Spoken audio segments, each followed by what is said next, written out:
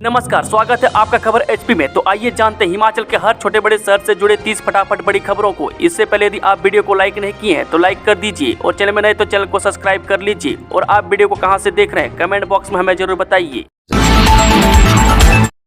इन शिक्षकों को नहीं मिलेगी छुट्टियां। हिमाचल प्रदेश में हाल ही में समर स्कूलों में जून जुलाई माह की गर्मियों बरसात की छुट्टियां चल रही है, जिसके चलते स्कूलों में बच्चों के साथ साथ शिक्षक भी छुट्टियों पर हैं। इस दौरान हाल ही में जो शिक्षक विंटर स्कूलों से स्थानांतरण होकर समर स्कूलों में पहुंचे हैं, उनको दोबारा छुट्टियां नहीं मिलेगी। ऐसे सभी शिक्षकों की जून जुलाई की छुट्टियां रद्द कर दी गई है और उन्हें फिर से कार्य पर लौटना होगा। विभागीय नियमानुसार शिक्षक एक एकेडमिक वर्ष में एक बार ही छुट्टियां काट सकते हैं। जो शिक्षक अतिरिक्त छुट्टियां काटेगा उस पर शिक्षा विभाग की ओर से कार्रवाई की जाएगी। इतना ही नहीं, डबल छुट्टियां काटने पर शिक्षकों का वेतन काट लिया जाएगा। बता दें कि शीतकालीन स्कूलों से ट्रांसफर होकर आए शिक्षक जो जनवरी और फरवरी माह में छुट्टियां काट चुके हैं, उनकी छुट्टियां रद्द कर दी गई है। बता दें कि इस दौरान उन शिक्षकों की ड्यूटी विभिन्न कार्यालय में लगाई जाएगी या तो कुछ समय के लिए वापस शीतकालीन स्कूलों में भेज दिया जाएगा। वह प्रदेश में किसी भी विंटर स्कूल से ट्रांसफर होकर आए शिक्षकों को अपने स्थानांतरण की जानकारी संबंधित जिलों के उपनिदेशक कार्यालय में देनी होगी। वह साथ ही शिक्षा विभाग की ओर से भी ट्रांसफर शिक्षकों की लिस्ट को लेकर छटनी की जा रही है, जिससे कि विभिन्न जिलों में ट्रांसफर होने वाले शिक्षकों की जानकारी जिला उपनिदेशक कार्य में जमा हो सके। मैं उधर जिला कांगड़ा अतिरिक्त उपनिदेशक अश्विनी भट्ट ने बताया कि कांगड़ा में करीब 15 शिक्षकों की ड्यूटी विभिन्न कार्यालय में लगा दी गई है और अगर कोई और शिक्षक शीतकालीन स्कूलों से स्थानांतरण होकर आया है तो वह अपनी जानकारी उपनिदेशक कार्यालय में दे। बिलासपुर गोलीकांड में बंबर ठाकुर का बेटा पुरंजन अरेस्ट सरेंडर करने से पहले पुलिस ने उठाया। जब बिलासपुर गोलीकांड को लेकर पुलिस ने पूर्व विधायक बंबर ठाकुर के बेटे पुरंजन ठाकुर को गुरुवार सुबह गिरफ्तार कर लिया। वह कोर्ट में आत्मसमर्पण करने पहुंचा था, लेकिन कोर्ट ने पुरंजन को सुबह 10 बजे से पहले ही उठा लिया। हालांकि गोलीकांड के मास्टरमाइंड पुरंजन के अलावा एक अन्य आरोपी मल्ली अभी तक फरार है। यह वही आरोपी है जिसने बंबर ठाकुर के बेटे को शूटर मुहैया कराया था। बताते चलें कि गोलीकांड का मुख्य आरोपी पुरंजन ठाकुर ने प्रदेश हाईकोर्ट में अग्रिम जमानत के लिए याचिका दायर की थी, लेकिन हाईकोर्ट ने आरोपी को अग्रिम जमानत देने से इनकार कर दिया था। कोर्ट ने याचिका पर सुनवाई के बाद आरोपी को 27 जून को सुबह 10 बजे तक पुलिस के समक्ष आत्मसमर्पण करने के आदेश दिए थे। बीते 20 जून को बिलासपुर जिला कोर्ट के बाहर दिन दहाड़े एक युवक पर गोलियां चला दी। पुलिस की जांच में गोलीकांड का मुख्य आरोपी पूर्व विधायक बंबर ठाकुर का बड़ा बेटा पुरंजन ठाकुर निकला। इस मामले को लेकर एसपी बिलासपुर विवेक चहल ने पत्रकार वार्ता के माध्यम से खुलासा किया था। गोलीकांड में शामिल शूटर सन्नी गिल ने पुलिस को पूछताछ में पुरंजन का नाम उगला था, जिसने इस गोलीकांड की साजिश रची थी। इस मामले में पुलिस ने गौरव नड्डा को भी गिरफ्तार किया है। स्कूलों में छेड़छाड़ के मामलों पर आया बड़ा फैसला। जी हां, हिमाचल के शिक्षण संस्थानों पर लगातार आ रही छेड़छाड़ के मामलों पर शिक्षा विभाग में सख्ती दिखाई है।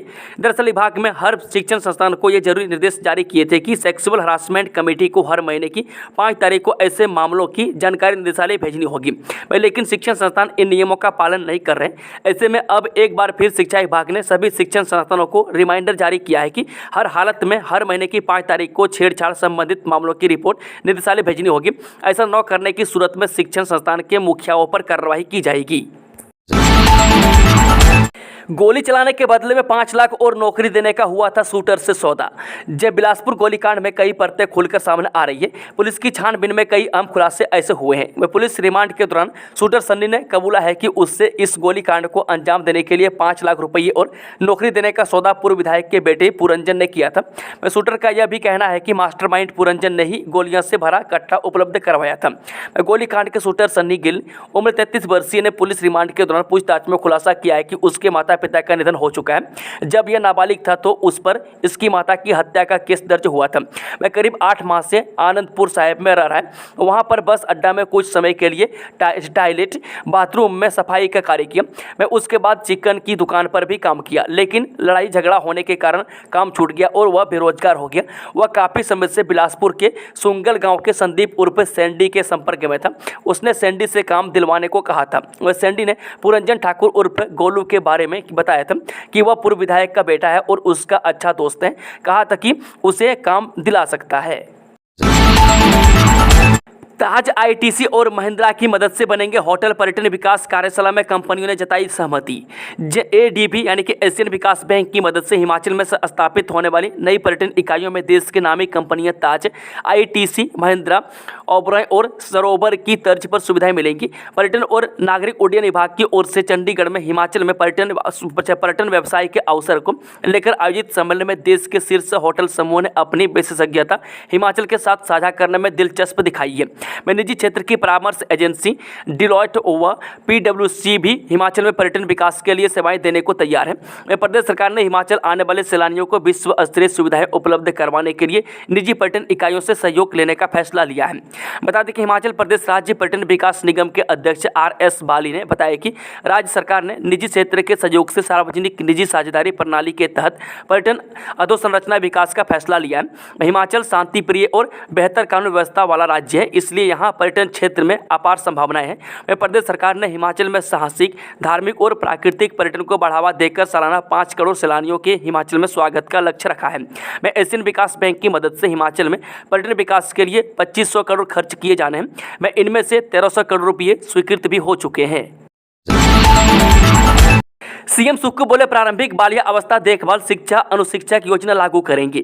जी मुख्यमंत्री सुखविंदर सुक्खू ने कहा कि प्रदेश सरकार 3 से 6 वर्ष की आयु वर्ग के बच्चों के लिए हिमाचल प्रदेश प्रारंभिक बालिया अवस्था देखभाल और शिक्षा अनुशिक्षा की योजना शुरू करने जा रही है, जिससे बच्चों का सर्वांगीण विकास किया जा सके। उन्होंने कहा कि प्रदेश में वर्तमान में प्राथमिक विद्यालयों के परिसरों में 6297 प्री प्राइमरी अनुभाग संचालित किए जा रहे हैं, जहाँ लगभग 60,000 विद्यार्थी शिक्षा ग्रहण कर रहे हैं। इसके अतिरिक्त इन प्राथमिक विद्यालयों के साथ 2377 आंगनबाड़ी केंद्र भी संचालित किए गए।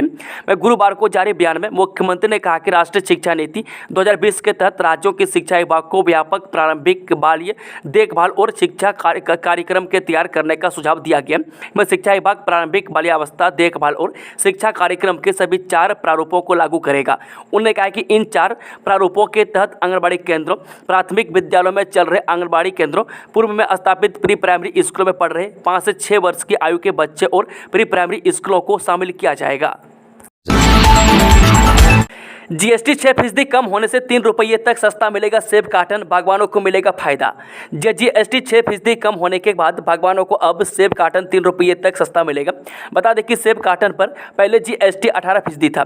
कुछ दिन पहले दिल्ली में हुई जीएसटी काउंसिल की बैठक में कार्टन पर जीएसटी 6% कम कर 18 से 12% किया गया। इस बार प्रदेश में सेब की 2.5 से 3 करोड़ पेटियों के उत्पादन का अनुमान लगाया गया। उद्योगपतियों ने यूनिवर्सल कार्टन बनाना शुरू कर दिया है। इस बार सेब यूनिवर्सल कार्टन में ही बिकेगा। बता दें कि प्रदेश सरकार की ओर से इसको लेकर अधिसूचना भी जारी कर दी गई है। यूनिवर्सल कार्टन के अलावा अन्य कार्टन में बागवान सेब नहीं बेच सकेंगे। जीएसटी कम होने से गत्ता उत्पादकों को भी इसका फायदा होगा। अगले माह से सेब सीजन शुरू होने वाला है। 3 रुपये बॉक्स सस्ता होने से सेब उत्पादकों को फायदा होगा। कई बागवानों के 2 से 3 हजार तक बॉक्स प्रतिवर्ष सेब के लगते हैं। ऐसे में उन्हें 6 से 9 हजार रुपये तक का फायदा मिलेगा। गत्ता उद्योग संघ के पूर्व प्रदेश अध्यक्ष मुकेश जैन ने बताया कि इस बार उत्पादकों ने यूनिवर्सल कार्टन बनाना शुरू कर दिया है। इस कार्टन की क्वालिटी काफ़ी बेहतर होगी। यह कार्टन विदेशों से आयात होने वाले सामान के कार्टन की तरह होगा। इसमें 1 महीने तक कार्टन खराब नहीं होगा। जेबीटी टीजीटी को स्कूल जाने से पहले मिलेगा पढ़ाने का प्रशिक्षण, जाने पूरा फैसला। हिमाचल प्रदेश के सरकारी स्कूलों में बैच वाइज आधार पर नियुक्त होने वाले जेबीटी और टीजीटी को स्कूल जाने से पहले पढ़ाई करवाने के तरीकों का 15 दिन तक प्रशिक्षण दिया जाएगा। कई वर्षों से नौकरी का इंतजार कर रहे इन शिक्षकों को प्रशिक्षित करने के लिए प्रारंभिक शिक्षा निदेशालय ने यह फैसला लिया है। जुलाई में 1100 जेबीटी और 1023 टीजीटी की बैच वाइज आधार पर स्कूलों में नियुक्ति होनी है। लोकसभा और विधानसभा उपचुनाव के चलते आदर्श चुनाव आचार संहिता लगने से टीजीटी और जेबीटी की भर्तियां लटक गई है। चुनावों की घोषणा से पहले शिक्षा विभाग ने 1023 टीजीटी का बैच वाइज भर्ती के माध्यम से चयन कर लिया था। चुनाव प्रक्रिया शुरू होने के चलते इन शिक्षकों को नियुक्तियां नहीं दी जा सकी थी। शिक्षा मंत्री ने नियुक्तियों से संबंधित सभी औपचारिकताओं को इस माह पूरा करने को कहा है। इसके अलावा करीब 1100 पदों पर जेबीटी की बैच वाइज भर्ती भी पूरी कर ली गई है। प्रारंभिक शिक्षा निदेशालय ने 13 मार्च 2024 को अक्टूबर-नवंबर 2023 के दौरान हुई बैच वाइज काउंसिल का परिणाम घोषित किया है। इसमें टीजीटी आर्ट्स में 496, नॉन मेडिकल में 333 और मेडिकल में 194 अभ्यर्थियों का चयन हुआ है। नगर निकायों का ऑडिट करने की तैयारी में नियंत्रक महालेखाकार। जब देश में जल्द ही नगर निकायों का भी ऑडिट होगा, वह नियंत्रक महालेखाकार कार्यालय ने इस संबंध में तेजी से काम करना शुरू कर दिया है। मैं अभी तक नगर निकायों के ऑडिट राज्य स्तर पर होते हैं, मैं अब CAG कार्यालय भी ऑडिट करने पर विचार कर रहा है। मैं शिमला के दौरे पर बीते दिन आए भारत के नियंत्रक एवं महालेखा परीक्षक गिरीश चंद्र मुर्मू ने इस बाबत संकेत दिए हैं कि मुर्मू ने कहा कि जहां भी केंद्र सरकार से ग्रांट जाती है वहां ऑडिट करने का CAG कार्यालय को एक्ट में अधिकार है। जेनेरिक इलेक्टिव कोर्स परीक्षा के लिए अलग से जारी होंगे एडमिट कार्ड शेड्यूल जारी। हिमाचल प्रदेश विश्वविद्यालय से PG डिग्री कोर्स कर रहे विद्यार्थियों की जेनेरिक इलेक्टिव कोर्स की परीक्षाओं का शेड्यूल जारी कर दिया है। ये परीक्षाएं 28 और 29 जून को होंगी। इन परीक्षाओं के लिए विद्यार्थियों को लॉग इन ID से अलग से एडमिट कार्ड जारी करने को होंगे। मैं इस एडमिट कार्ड में ही छात्रों के परीक्षा केंद्र जारी होंगे। मैं इसके अनुसार ही विद्यार्थियों को ये जेनेरिक इलेक्टिव की परीक्षा देनी होगी। हिमाचल स्कूल शिक्षा बोर्ड ने जारी की DELED कॉमन एंट्रेंस टेस्ट की अस्थायी उत्तर कुंजी।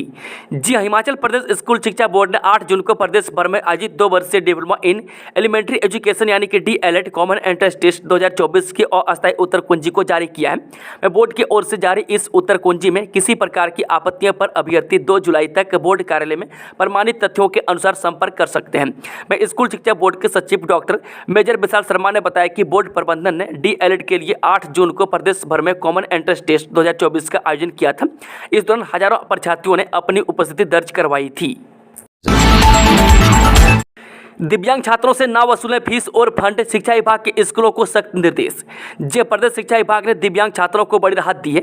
अब इन छात्रों से स्कूलों में फीस और किसी भी तरह का फंड वसूल नहीं किया जा सकेगा। मैं दरअसल दिव्यांग के अधिकार अधिनियम के तहत स्कूलों में बच्चों से फीस न लेने का प्रावधान है, लेकिन अभी तक इस प्रावधान के विपरीत कुछ स्कूल बच्चों से फीस वसूल कर रहे हैं। मैं आपको बता दें कि सरकार की तरफ से विशेष बच्चों जो 40% से अधिक दिव्यांग हैं उन्हें 12वीं कक्षा तक मुफ्त और अनिवार्य शिक्षा प्रदान करने की मंजूरी दी गई है।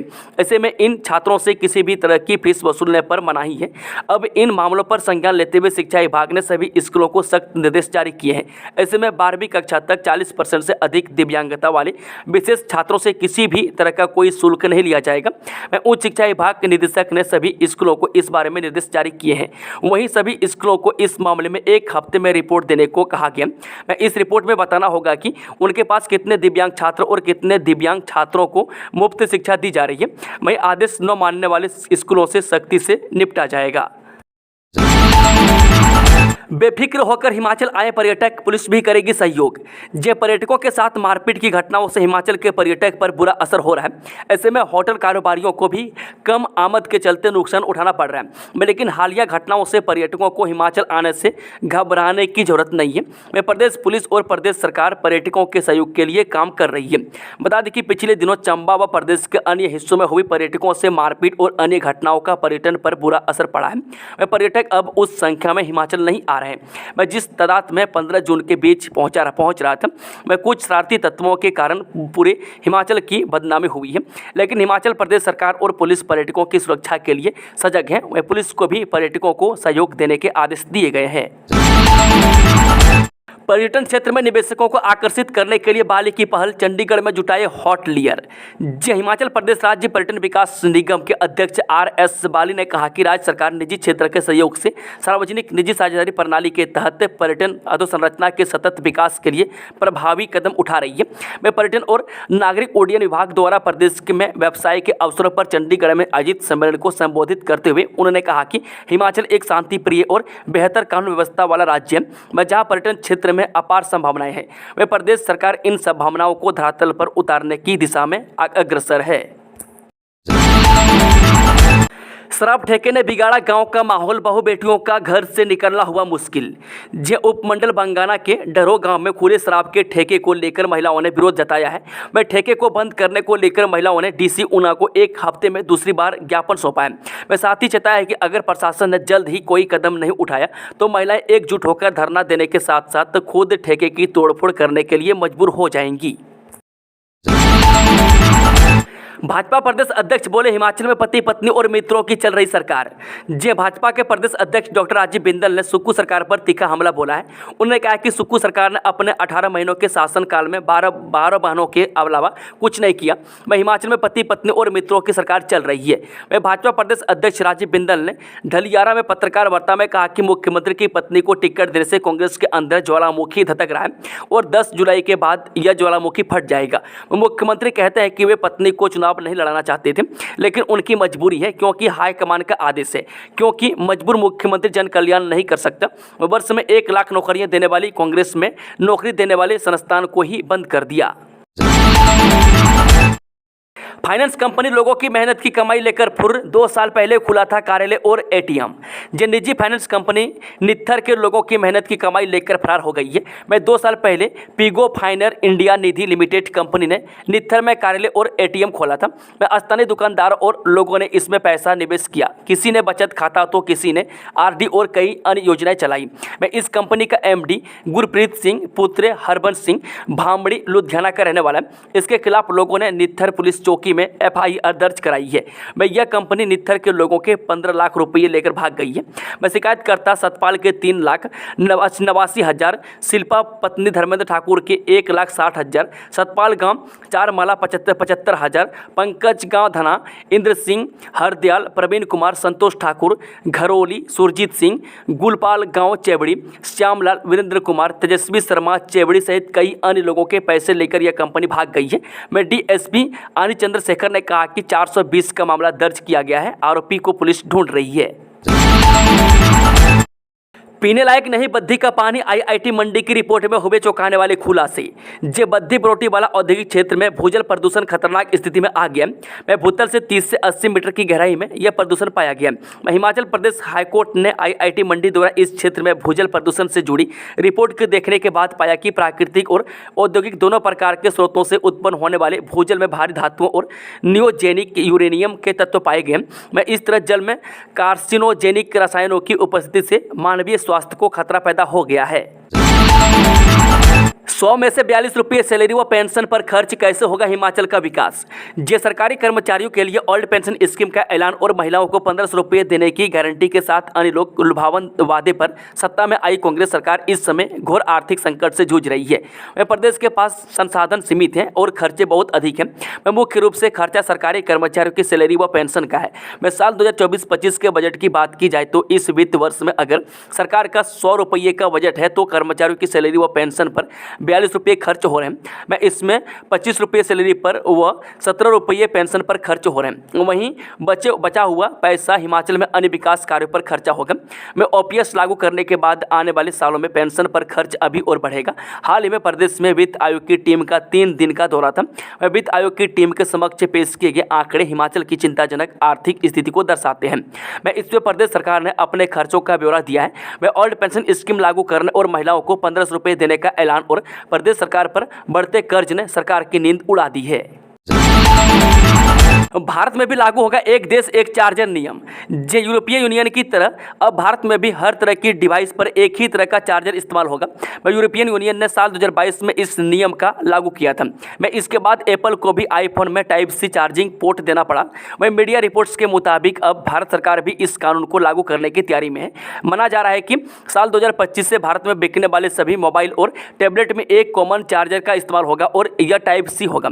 रिपोर्ट के मुताबिक इलेक्ट्रॉनिक्स और सूचना प्रौद्योगिकी मंत्रालय जल्द ही गैजेट कंपनियों के साथ इस मुद्दे पर एक आखिरी बात करने वाला है। यह नियम लैपटॉप पर भी लागू होगा, लेकिन लैपटॉप के लिए इसे साल 2026 में लागू किया जाएगा। इस कानून को लागू करने के पीछे बड़ा कारण इलेक्ट्रॉनिक कचरे को कम करना है। मैं इसके अलावा यूजर्स को भी सहूलियत होगी, क्योंकि उन्हें अलग अलग गैजेट के लिए अलग से चार्जर नहीं खरीदने पड़ेंगे। उपचुनाव में कांग्रेस ने उतारे ऑब्जर्वर कोऑर्डिनेटर। जब उपचुनाव के मद्देनजर कांग्रेस ने तीनों सीटों पर ऑब्जर्वर और कोऑर्डिनेटर तैनात कर दिए।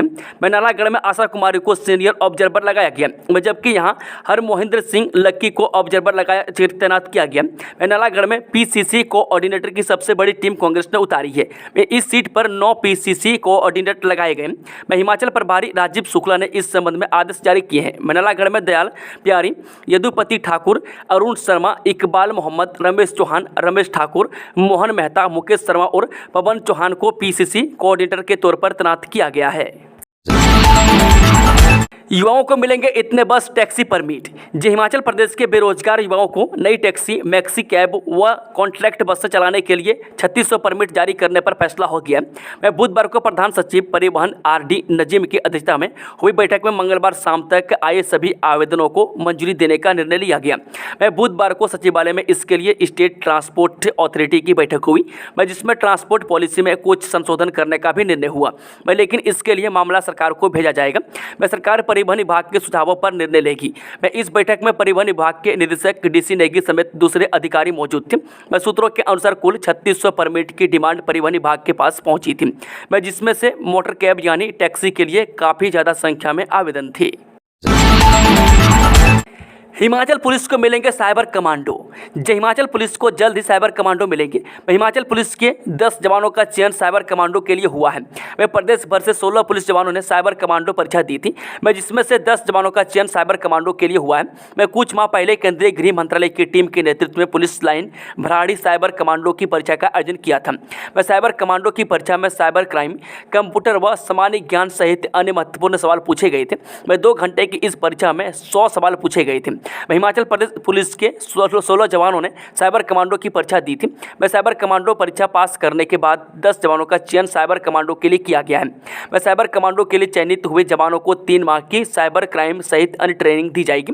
साइबर कमांडो को ट्रेनिंग के लिए दिल्ली, भोपाल और अहमदाबाद भी भेजा जाएगा, जहाँ साइबर कमांडो को ट्रेनिंग करने के बाद हिमाचल पुलिस के जवानों को भी साइबर क्राइम से जुड़ी बारीकियां बताएंगे। साइबर कमांडो मिलने के बाद प्रदेश में साइबर क्राइम से जुड़े मामलों को सुलझाने और लोगों को जागरूक करने में मदद मिलेगी। नाहन में बाहरी कारोबारियों पर लगे रोक। देवभूमि सनातन संस्कृति संरक्षण मंच के आह्वान पर नाहन के ऐतिहासिक बड़ा चौक में हिंदू महापंचायत का आयोजन हुआ। इस मौके पर हिंदू संगठन के वक्ताओं ने विगत 1 सप्ताह से शांति प्रिय प्रदेश के नाहन शहर में विशेष समुदाय के व्यक्ति द्वारा भावनाएं आहत करने का जहां पुरजोर विरोध दर्ज करवाया। इस मामले में स्थानीय प्रशासन की कार्यप्रणाली पर भी सवाल खड़े करते हुए डीसी सिरमौर को एक ज्ञापन सौंपा गया। हिंदू संगठन के पदाधिकारियों ने विशेष समुदाय के लोगों पर जिला प्रशासन की के बाद बयानबाजी कर मामले को तूल देने के आरोप लगाए। वहीं निर्णय लिया गया कि नाहन शहर में प्रशासन सुनिश्चित करे कि किसी भी बाहरी राज्यों से आने वाले व्यक्तियों को शहर में बिना जांच पड़ताल के प्रवेश न दिया जाए। यदि हिंदू महापंचायत में भाजपा प्रदेश अध्यक्ष डॉक्टर राजीव बिंदल, सुरेंद्र हिंदुस्तानी, अंकुर अग्रवाल, राजकुमार, शिव कुमार गर्ग व मानव शर्मा इत्यादि वक्ताओं ने कहा कि 19 जून की घटनाएं के बाद 2 तरह की बातें सामने आई है, जिसमें घटना के अहम कर्ता को न देखकर मामले में लिपापोती की गई है। कब चुकता होगी बागवानों की देनदारी, जानिए। सरकारी एजेंसियों को मंडी मध्यस्थता योजना के तहत अपना सेब देने वाले लगभग 30,000 बागवानों को पुराना हिसाब चुकता करने के निर्देश हुए हैं। सरकार ने अपनी एजेंसियों को कहा है कि वह MIS का पैसा जल्द से जल्द चुकता कर दें। माना जा रहा है कि अगले महीने तक बकाया पड़ी 20 करोड़ रुपये की राशि चुकता कर दी जाएगी, जिसके लिए HPMC ने निर्देश दे दिए हैं। सरकारी एजेंसी HPMC बागवानों से सेब खरीदती है।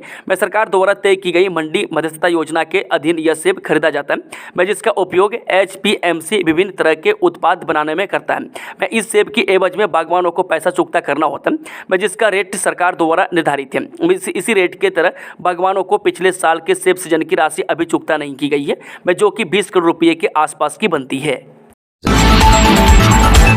हिमाचल पहुंचा मानसून, प्रदेश में 5 दिन लगातार भारी बारिश का अलर्ट, जाने मौसम पूर्वानुमान। दक्षिण पश्चिम मानसून ने हिमाचल प्रदेश में दस्तक दे दी है। मौसम विज्ञान केंद्र शिमला के अनुसार गुरुवार को प्रदेश के कई हिस्सों में मानसून पहुंच गया है। बाकी भागों में 2 से 3 दिनों के भीतर प्रवेश करने की संभावना है। मौसम विज्ञान केंद्र शिमला के निदेशक सुरेंद्र पॉल ने इसकी पुष्टि की है। उधर प्रदेश में आज से लगातार 5 दिनों तक भारी बारिश का अलर्ट जारी किया गया। राज्य में 3 जुलाई तक लगातार बारिश का पूर्वानुमान है। 28 जून से बारिश रफ्तार पकड़ेगी। पिछले साल राज्य में मानसून 24 जून 2023 को पहुंचा था। हिमाचल प्रदेश के शिमला में मानसून के आगमन की सामान्य तिथि 22 जून है। राज्य में मानसून का सबसे पहले आगमन 9 जून 2000 को हुआ था और यह सबसे अधिक देरी से 5 जुलाई 2010 को पहुंचा था। तीनों सीटों पर हार रही भाजपा, प्रतिभा सिंह का दावा, बोली जनता ने नकारा बीजेपी का षड्यंत्र। जो हिमाचल प्रदेश की कांग्रेस अध्यक्ष प्रतिभा सिंह ने भाजपा पर हमला बोला है। उन्होंने कहा है कि हिमाचल उपचुनाव में भाजपा तीनों सीटों पर हार रही है। वह प्रतिभा सिंह ने कहा कि जनता के सामने भाजपा का षड्यंत्र फेल हो गया है। वह प्रतिभा सिंह ने नालागढ़ में कांग्रेस प्रत्याशी हरदीप बाबा के पक्ष में चुनाव प्रचार किया है। 4 नशा तस्करों की 4 करोड़ 47 लाख रुपए की संपत्ति जब्त। जिला पुलिस नूरपुर ने 4 नशा तस्करों की लगभग 4 करोड़ 47 लाख रुपए की संपत्ति जब्त की है। मैं सक्षम प्राधिकारी नई दिल्ली के आदेश पर यह कार्रवाई हुई है। मैं एसपी नूरपुर अशोक रतन ने बताया कि जिला पुलिस नूरपुर द्वारा नशे के खिलाफ छेड़े गए अभियान के तहत 31 जनवरी 2023 को जसूर में एक कार से 2 आरोपियों से 1 किलो 100 ग्राम हेरोइन या चिट्टा व 100 नशीली गोलियां और लगभग 13,20,000 रुपये बरामद किए थे। मैं पुलिस ने इस मामले में गहनता से जांच कर 4 आरोपियों को गिरफ्तार किया था। वह इनसे लगभग 1 करोड़ से ज्यादा रुपये बरामद किए। मैं पुलिस ने इन चारों आरोपियों की एक अचल संपत्ति की जांच की जो लगभग 4 करोड़ 79,41,000 रुपये पाई गई। मैं जिसे जब्त करने के लिए सक्षम प्राधिकारी नई दिल्ली को भेजा। मैं जिस पर सक्षम प्राधिकारी नई दिल्ली द्वारा 19 जून 2024 को संपत्ति जब्ती के आदेश दिए गए। मैं जिस पर पुलिस ने इन 4 आरोपियों की संपत्ति जब्त कर उनके घरों में जब्ती के आदेश लगा दिए। उन्होंने कहा कि पुलिस का नशा माफिया के खिलाफ अभियान जारी रहेगा। डाकपाल ने हड़प लिया 12 लोगों के 7,87,050 रुपये मुकदमा दर्ज। जिले के उपमंडल सलोनी में डाकघर की द्रेकड़ी शाखा के डाकपाल पर 12 लोगों की 7,87,050 रुपये की राशि हड़पने का आरोप लगा है। मैं इसकी शिकायत पुलिस में दर्ज करवाई है। मैं पुलिस ने मुकदमा दर्ज कर जांच शुरू कर दी है।